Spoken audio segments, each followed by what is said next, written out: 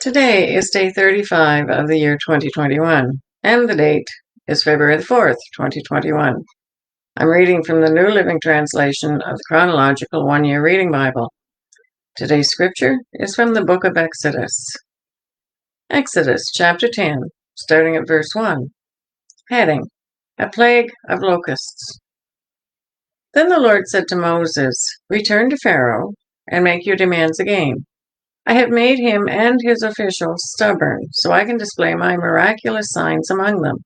I've also done it so you can tell your children and grandchildren about how I made a mockery of the Egyptians and about the signs I displayed among them, and so you will know that I am the Lord." So Moses and Aaron went to Pharaoh and said, "This is what the Lord, the God of the Hebrews, says. How long will you refuse to submit to me? Let my people go so they can worship me. If you refuse, watch out. For tomorrow I will bring a swarm of locusts on your country. They will cover the land so that you won't be able to see the ground. They will devour what little is left of your crops after the hailstorm, including all the trees growing in the fields. They will overrun your palaces and the homes of your officials and all the houses in Egypt. Never in the history of Egypt have your ancestors seen a plague like this one." And with that, Moses turned and left Pharaoh. Pharaoh's officials now came to Pharaoh and appealed to him. "How long will you let this man hold us hostage? Let the men go to worship the Lord their God. Don't you realize that Egypt lies in ruins?" So Moses and Aaron were brought back to Pharaoh. "All right," he told them, "go and worship the Lord your God. But who exactly will be going with you?" Moses replied, "We will all go, young and old, our sons and daughters and our flocks and herds. We must all join together in celebrating a festival to the Lord." Pharaoh retorted, "The Lord will certainly need to be with you if I let you take your little ones. I can see through your evil plan. Never. Only the men may go and worship the Lord, since that is what you requested." And Pharaoh threw them out of the palace. Then the Lord said to Moses, "Raise your hand over the land of Egypt to bring on the locusts. Let them cover the land and devour every plant that survived the hailstorm." So Moses raised his staff over Egypt, and the Lord caused an east wind to blow over the land all that day and through the night. When morning arrived, the east wind had brought the locusts, and the locusts swarmed over the whole land of Egypt, settling in dense swarms from one end of the country to the other. It was the worst locust plague in Egyptian history, and there has never been another one like it. For the locusts covered the whole country and darkened the land. They devoured every plant in the fields and all the fruit on the trees that had survived the hailstorm. Not a single leaf was left on the trees and plants throughout the land of Egypt. Pharaoh quickly summoned Moses and Aaron. "I have sinned against the Lord your God and against you," he confessed. "Forgive my sin just this once, and plead with the Lord your God to take away this death from me." So Moses left Pharaoh's court and pleaded with the Lord. The Lord responded by shifting the wind, and the strong west wind blew the locusts into the Red Sea. Not a single locust remained in all the land of Egypt. But the Lord hardened Pharaoh's heart again, so he refused to let the people go. Heading: The Plague of Darkness. Then the Lord said to Moses, "Lift your hand towards heaven, and the land of Egypt will be covered with a darkness so thick you can feel it." So Moses lifted his hand to the sky, and a deep darkness covered the entire land of Egypt for 3 days. During all that time, the people could not see each other, and no one moved.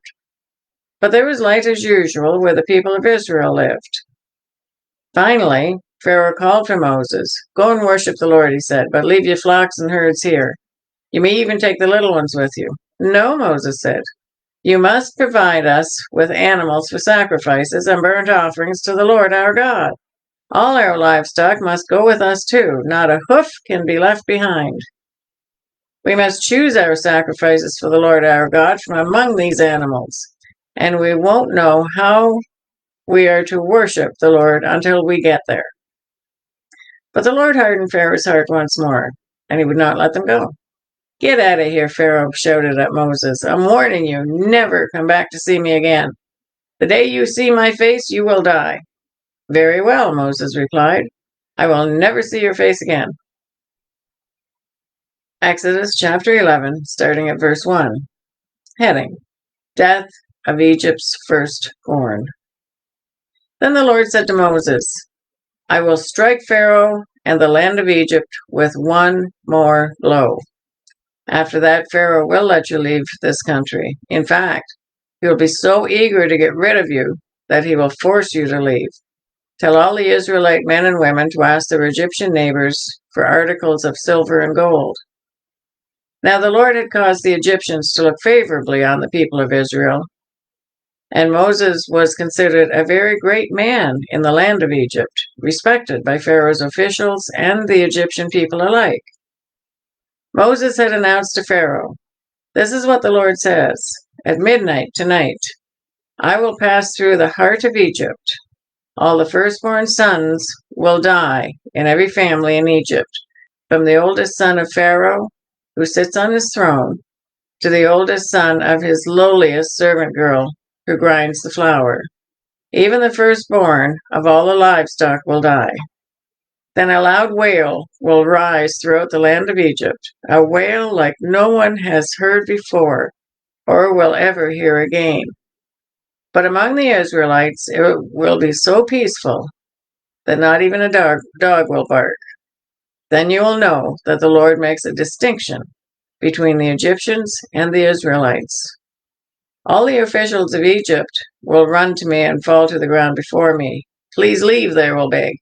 'Hurry and take all your followers with you. Only then will I go.'" Then, burning with anger, Moses left Pharaoh.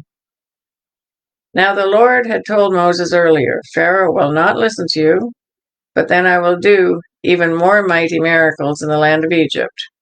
Moses and Aaron performed these miracles in Pharaoh's presence, but the Lord hardened Pharaoh's heart, and he wouldn't let the Israelites leave the country. Exodus chapter 12, starting at verse 1. Heading: The first Passover. While the Israelites were still in the land of Egypt, the Lord gave the following instructions to Moses and Aaron. "From now on, this month will be the first month of the year for you. Announce to the whole community of Israel that on the 10th day of this month, each family must choose a lamb or a young goat for a sacrifice, one animal for each household. If a family is too small to eat a whole animal, let them share with another family in the neighborhood. Divide the animal according to the size of each family and how much they can eat. The animal you select must be a 1-year-old male, either a sheep or a goat, with no defects. Take special care of this chosen animal until the evening of the 14th day of this month. Then the whole assembly of the community of Israel must slaughter their lamb or young goat at twilight. They are to take some of the blood and smear it on the sides and top of the door frames of the houses where they eat the animal. That same night, they must roast the meat over a fire and eat it along with bitter salad greens and bread made without yeast. Do not eat any of the meat raw or boiled in water. The whole animal, including the head, legs, and internal organs, must be roasted over a fire. Do not leave any of it until the next morning. Burn whatever is not eaten before morning. These are your instructions for eating this meal. Be fully dressed, wear your sandals, and carry your walking stick in your hand. Eat the meal with urgency, for this is the Lord's Passover. On that night, I will pass through the land of Egypt and strike down every firstborn son and firstborn male animal in the land of Egypt. I will execute judgment against all the gods of Egypt, for I am the Lord. But the blood on your doorposts will serve as a sign, marking the houses where you are staying. When I see the blood, I will pass over you. This plague of death will not touch you when I strike the land of Egypt. This is a day to remember, each year from generation to generation. You must celebrate it as a special festival to the Lord. This is a law for all time. For 7 days the bread you eat must be made without yeast. On the first day of the festival, remove every trace of yeast from your homes. Anyone who eats bread made with yeast during the 7 days of the festival will be cut off from the community of Israel. On the first day of the festival, and again on the 7th day, all the people must observe an official day for holy assembly.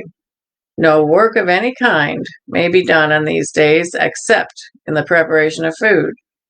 Celebrate this festival of unleavened bread, for it will remind you that I brought your forces out of the land of Egypt on this very day. This festival will be a permanent law for you. Celebrate this day from generation to generation. The bread you eat must be made without yeast from the evening of the 14th day of the first month until the evening of the 21st day of that month.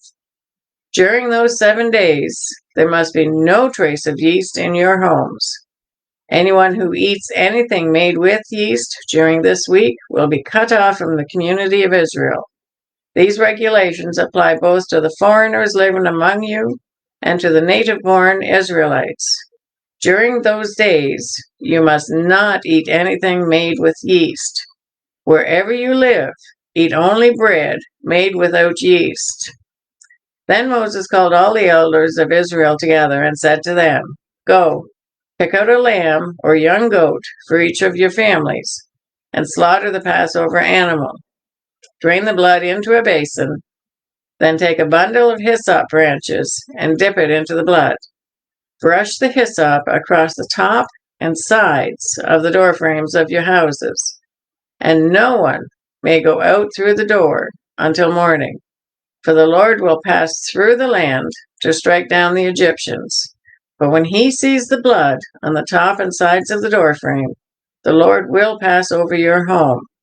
He will not permit his death angel to enter your house and strike you down. Remember, these instructions are a permanent law that you and your descendants must observe forever. When you enter the land the Lord has promised to give you, you will continue to observe this ceremony. Then your children will ask, What does this ceremony mean? And you will reply, It is the Passover sacrifice to the Lord. For he passed over the houses of the Israelites in Egypt. And though he struck the Egyptians, he spared our families. When Moses was finished speaking, all the people bowed down to the ground and worshipped. So the people of Israel did just as the Lord had commanded through Moses and Aaron. And that night, at midnight, the Lord struck down all the firstborn sons in the land of Egypt, from the firstborn son of Pharaoh, who sat on his throne, to the firstborn son of the prisoner in the dungeon. Even the firstborn of the livestock was killed. Pharaoh and all his officials and all the people of Egypt woke up during the night, and loud wailing was heard throughout the land of Egypt. There was not a single house where someone had not died. Heading: Israel's Exodus from Egypt. Pharaoh sent for Moses and Aaron during the night. Get out, he ordered. Leave my people. Take the rest of the Israelites with you. Go and worship the Lord as you had requested. Take your flocks and your herds as you said, and be gone. Go, but bless me as you leave. All the Egyptians urged the people of Israel to get out of the land as quickly as possible, for they thought, We will all die. The Israelites took the bread dough before yeast was added. They wrapped their kneading boards in their cloaks and carried them on their shoulders. And the people of Israel did as Moses had instructed. They asked the Egyptians for clothing and articles of silver and gold. The Lord caused the Egyptians to look favorably on the Israelites, and they gave the Israelites whatever they asked for. So they stripped the Egyptians of their wealth. That night, the people of Israel left Ramesses and started a Sukkot. There were about 600,000 men, plus all the women and children. A rabble of non-Israelites went with them, along with great flocks and herds of livestock. For bread, they baked flat cakes from the dough without yeast that they had brought from Egypt. It was made without yeast because the people were driven out of Egypt in such a hurry that they had no time to prepare the bread or other foods. The people of Israel had lived in Egypt for 430 years. In fact, it was on the last day of the 430th year that all the Lord's forces left the land. On this night, the Lord kept his promise to bring his people out of the land of Egypt. So this night belongs to him, and it must be commemorated every year by all the Israelites from generation to generation. Heading: Instructions for the Passover. Then the Lord said to Moses and Aaron, "These are the instructions for the festival of Passover. No outsiders are allowed to eat the Passover meal, but any slave who has been purchased may eat it if he has been circumcised. Temporary residents and hired servants may not eat it. Each Passover lamb must be eaten in one house. Do not carry any of its meat outside. Do not break any of its bones. The whole community of Israel must celebrate this Passover festival. If there are foreigners living among you who want to celebrate the Lord's Passover, let all their males be circumcised. Only then may they celebrate the Passover with you, like any native-born Israelite. But no uncircumcised male may ever eat the Passover meal." This instruction applies to everyone, whether a native-born Israelite or a foreigner living among you. So all the people of Israel followed all the Lord's commands to Moses and Aaron. On that very day, the Lord brought the people of Israel out of the land of Egypt like an army. That is the reading for day 35. God bless each and every one of you. And may God be with you until we meet again.